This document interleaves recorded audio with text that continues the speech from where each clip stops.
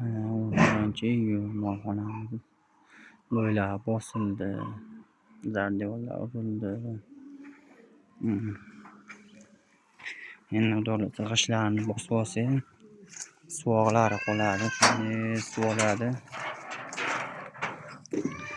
Mollar o'tda yeyishyapti, xudoga shukr.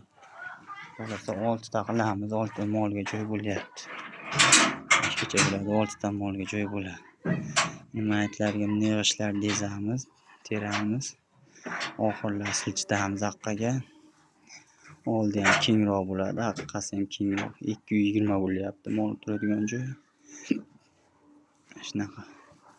Loylarni ham bosib bo'ldik. Ular qurisa, endi somon olib kelib bosamiz. Voy, ko'rinibdan loylar bosib tashlaydi.